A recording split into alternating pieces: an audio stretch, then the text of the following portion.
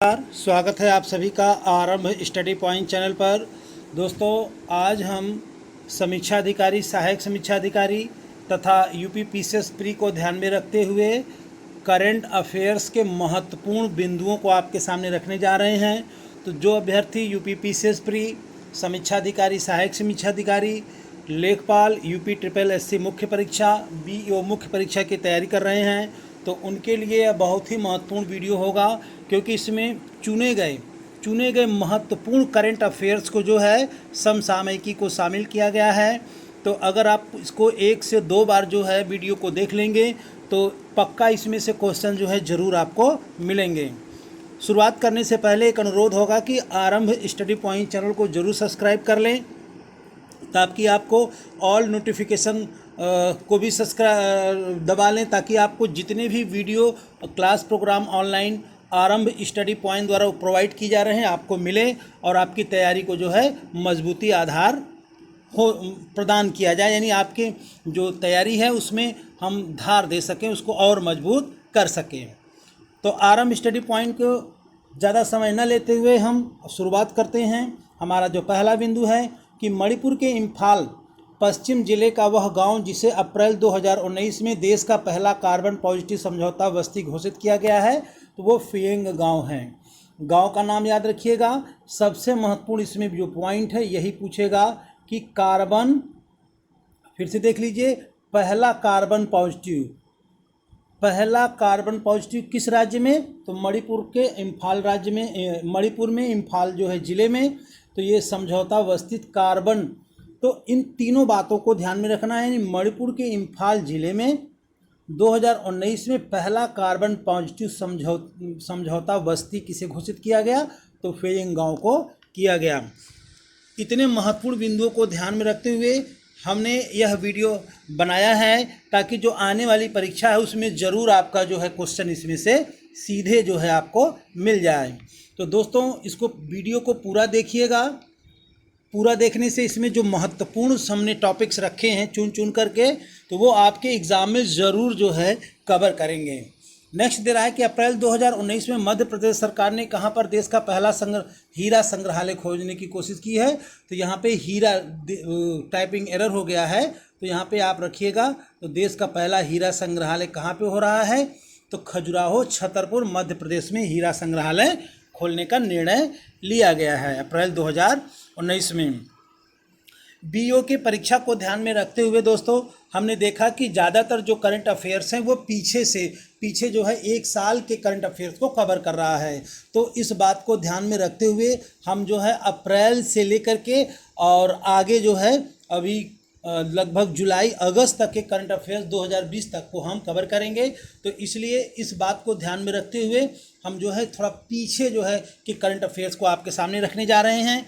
तो आगे हमारा जो तीसरा पॉइंट दे रहा है कि 20 मार्च 2019 को संयुक्त राष्ट्र महासभा के नेतृत्व में संयुक्त राष्ट्र निर्वहनीय विकास समाधान नेटवर्क यानी यूएनएसडीएन द्वारा जारी विश्व के 156 देशों की विश्व प्रसन्नता रिपोर्ट 2019 में, वर्ल्ड हैप्पीनेस रिपोर्ट 2019 में भारत का कौन सा स्थान है?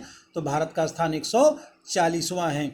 यानी जो यूएनएसडीएन द्वारा जो रिपोर्ट आई है 2019 का, तो उसमें भारत का स्थान 140वां है। याद रखिएगा, हैप्पीनेस में 40वां स्थान है। और इसके बारे में एक और जानकारी दे दें कि हैप्पीनेस यानी प्रसन्नता को अपने राष्ट्रीय आय में शामिल करने वाला देश कौन है? तो भूटान, भारत का पड़ोसी देश भूटान है। ये ज़रूर याद रखिएगा कि राष्ट्रीय आय में उसने 70 के दशक में ही अपने देश की यानी भूटान की राष्ट्रीय आय में प्रसन्नता को शामिल किया गया है।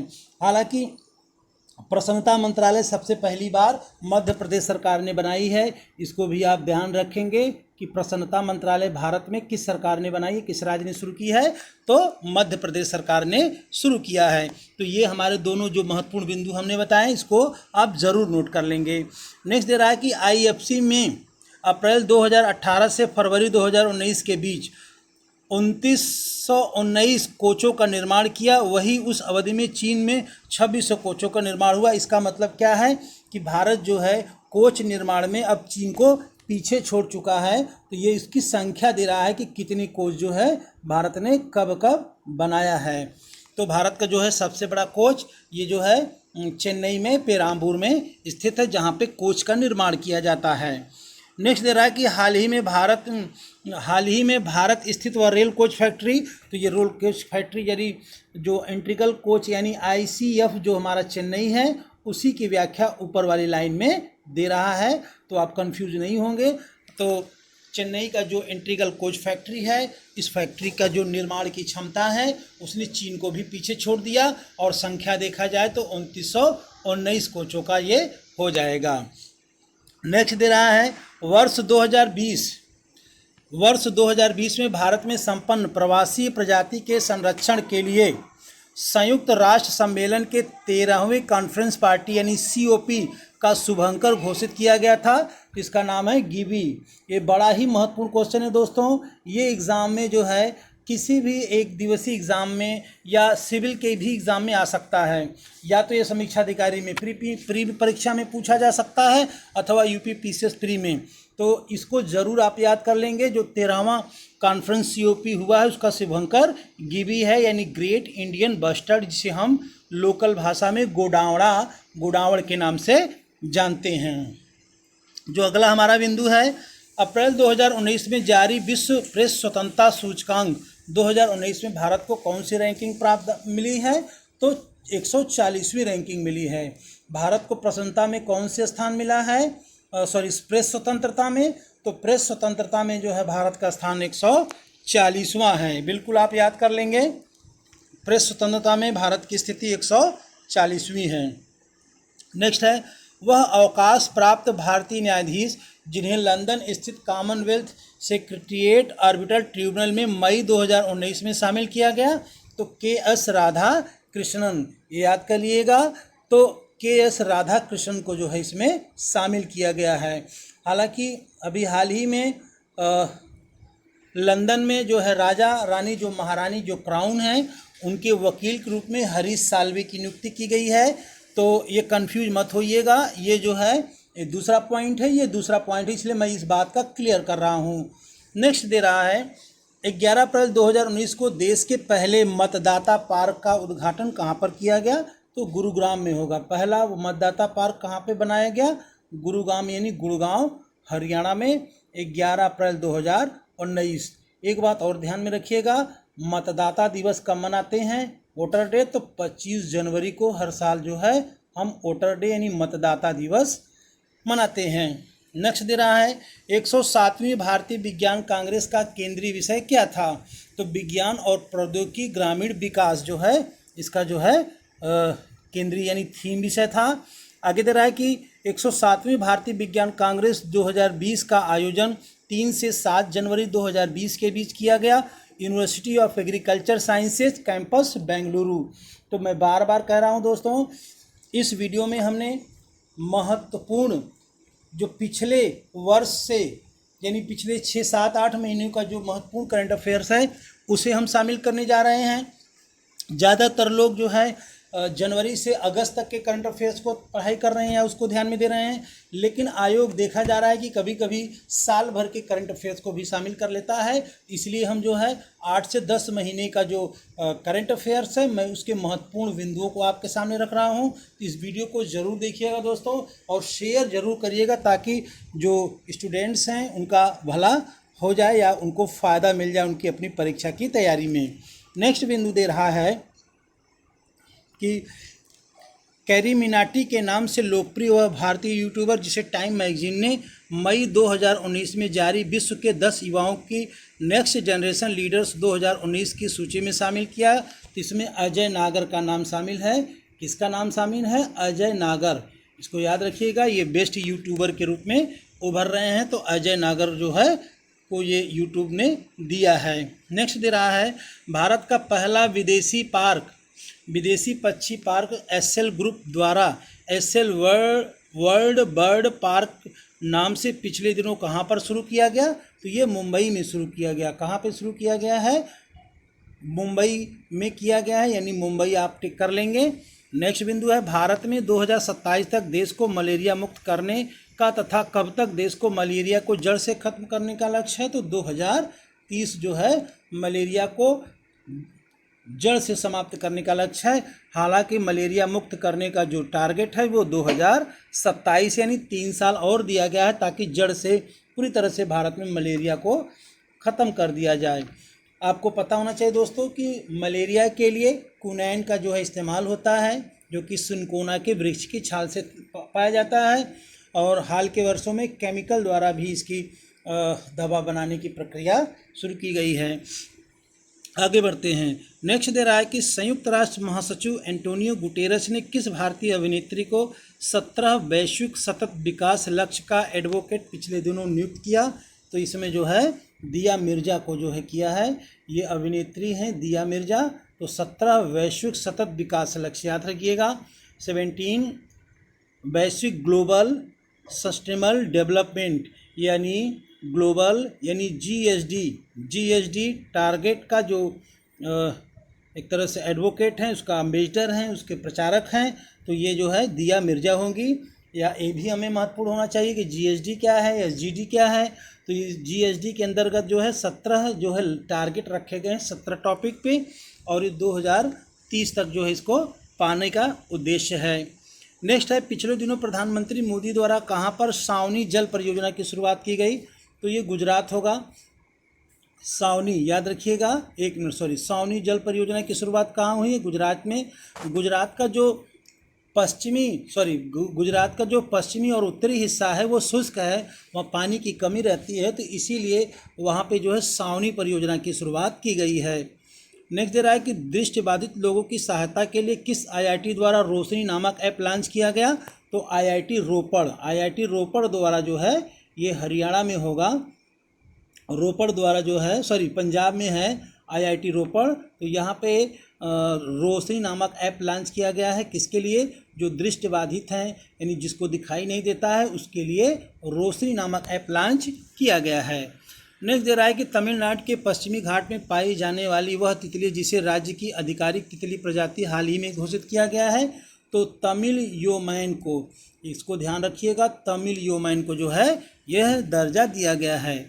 नेक्स्ट है, देश में centre for science and environment यानी CSE ने ग्रीन रेटिंग जारी की है। ये सवाल बहुत ही महत्वपूर्ण होगा कि भाई ग्रीन रेटिंग जो है किसके द्वारा जारी किया जाता है भारत में? तो centre for science and environment यानी CSE। आगे दे रहा है कि वर्तमान में देश में कार्यरत 28 उर्वरक कंपनियों में से किस कंपनी को पर्यावरण के प्रति सर्वश्रेष्ठ प्रदर्शन के लिए 4 पत्ती अवार्ड प्रदान किया गया? तो ग्रीन रेटिंग के अंतर्गत 4 पत्ती अवार्ड दिया जाता है, ये भी महत्वपूर्ण है। तो ये जगदीशपुर जो इंडो गल्फ फर्टिलाइजर्स है, जगदीशपुर यानी लखनऊ के निकट, उसको दिया गया है। नेक्स्ट बिंदु है, राज्य सरकार जिसने हाल ही में आधिकारिक रूप से यह घोषणा की है कि सभी प्रकार के सरकारी संवादों में अदर जेंडर या थर्ड जेंडर की जगह केवल ट्रांसजेंडर का प्रयोग किया जाएगा। तो केरल की सरकार जो है ट्रांसजेंडर शब्द का प्रयोग करने का जो है आदेश दिया है।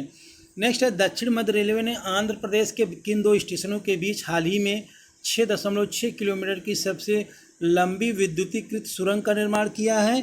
तो चेरपल्ली और रायपुर के बीच में, याद रखिएगा, चेरपल्ली और राय के बीच में, और ये 6.6 किलोमीटर लंबी सुरंग होगी। और इसको किसने बनाया है? तो दक्षिण मध्य रेलवे ने आंध्र प्रदेश राज्य में बनाया है। नेक्स्ट है, हाल ही में यूनिसेफ ने किस भारतीय अभिनेत्री को डैनी केई ह्यूमैनिटेरियन अवार्ड से सम्मानित किया? तो ये प्रियंका चोपड़ा हैं, जो कि अब अमेरिका में बस गई हैं। नेक्स्ट बिंदु है, 21 जून 2019 को मनाए गए 5वें अंतर्राष्ट्रीय योग दिवस का मुख्य विषय क्या था? Yoga for climate action. Yoga for climate action ये 2019 का है, 2020 का नहीं। मैं बार बार कह रहा हूँ कि हमने थोड़ा सा पीछे के करंट अफेयर्स को लिए हैं, जैसा कि लोग इसको इग्नोर करते हैं और काफ़ी प्रश्न जो है गलत करके आते हैं। इस बात को ध्यान में रखते हुए हम पिछले जो है कुछ वर्षों का जो है करंट अफेयर्स को जो महत्वपूर्ण हैं उनको अपने इस वीडियो में हम शामिल कर रहे हैं। नेक्स्ट है, हाल ही में गुजरात के मुख्यमंत्री विजय रूपाणी ने भारत के पहले डायनासोर संग्रहालय व जीवाश्म पार्क का उद्घाटन गुजरात के महिसागर जिले में कहाँ पर किया? तो रयाली गांव बालासिनोर कस्बा, याद रखिएगा आप लोग, रयाली गांव बालासिनोर कस्बा। तो भारत का ये पहला डायनासोर जीवाश्म पार्क होगा, यानी फॉसिल पार्क होगा। आगे बढ़ते हैं। वैसे भारत का सबसे पुराना फॉसिल जो है मध्य प्रदेश में पाया गया है। आगे तरह कि उत्तर पूर्व भारत का वह पहला राजनीतिक दल जिसे निर्वाचन आयोग ने जून 2019 में राष्ट्रीय स्तर, ये टाइपिंग एरर है, कोई बात नहीं, तो राष्ट्रीय स्तर के राजनीतिक दल का दर्जा प्रदान किया, तो मेघालय के नेशनल पीपुल्स पार्टी को। ये भी बहुत ही महत्वपूर्ण क्वेश्चन है, वेरी वेरी इंपॉर्टेंट है, इसलिए ज़रूर इसको ध्यान रखेंगे।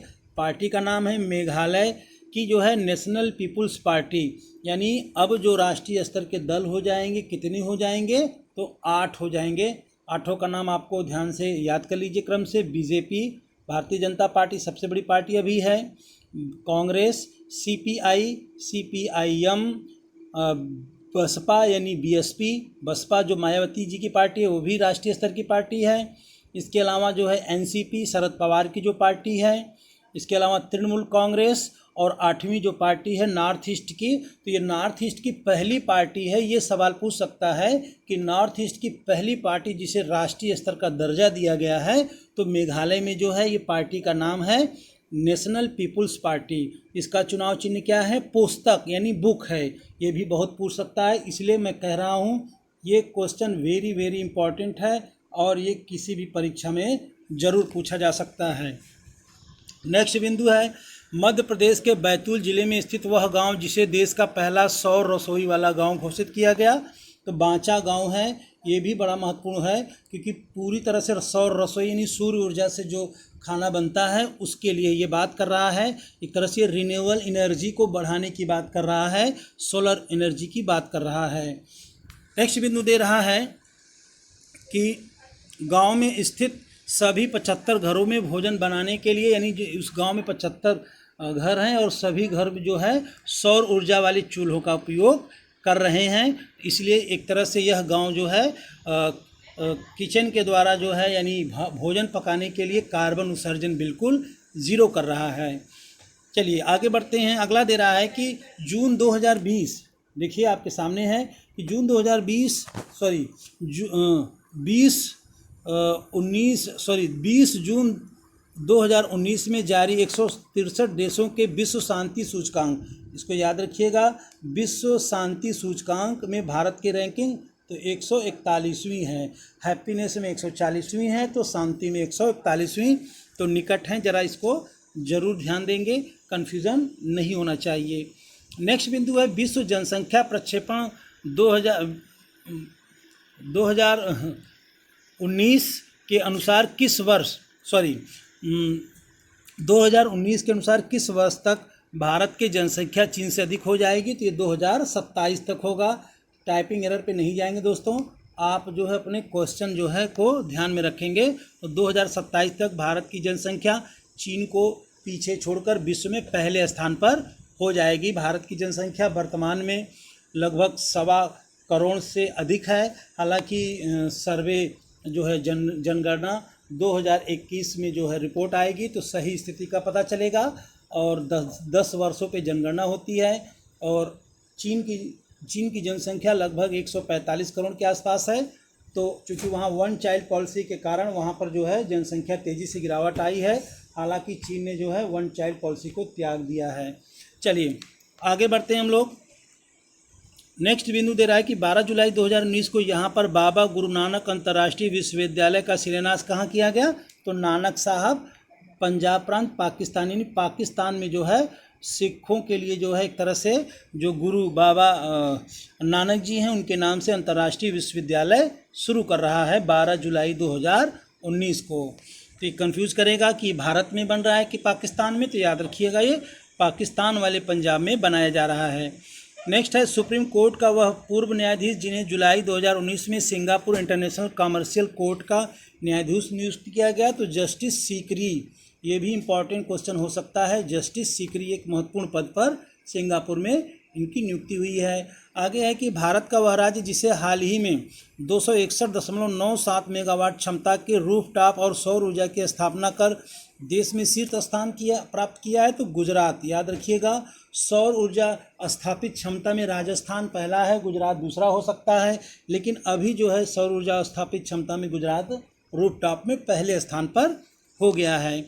आगे बढ़ते हैं। आईआईटी मद्रास के छात्रों द्वारा हाल ही में किस नाम से एक ऐसा ड्रोन विकसित किया गया है जिसकी सहायता से खेतों में कीटनाशक इत्यादि का छिड़काव किया जा सकता है? तो एग्रीकॉप्टर, इसको याद करिएगा, एग्रीकॉप्टर से जो है कीटनाशक का छिड़काव होगा ताकि जो है आसानी से कृषि में जो है इसका यूज किया जाए। आगे है, जम्मू कश्मीर पुनर्गठन अधिनियम 2019 द्वारा बनाए गए 2 नए केंद्र शासित प्रदेश की जो लागू होने का तिथि है वो पूछ रहा है। तो बड़ा ही महत्वपूर्ण होगा। 31 अक्टूबर 2019 को जो है सरदार पटेल की जो है जयंती है। तो सरदार पटेल चूँकि वो भारत के पहले गृह मंत्री थे तो राष्ट्रीय एकता दिवस उन्हीं के जन्मदिन को मनाते हैं। तो हालांकि जम्मू कश्मीर जो बिल लाया गया था 370 और 35 को डिसॉल्व करने के लिए, वो 5 अगस्त 2019 को लाया गया था, लेकिन ये जो है लागू होने की तारीख है 31 अक्टूबर 2019। यानी भारत में जो राज्यों की संख्या 29 थी वो घट करके कितनी हो गई, 28। यानी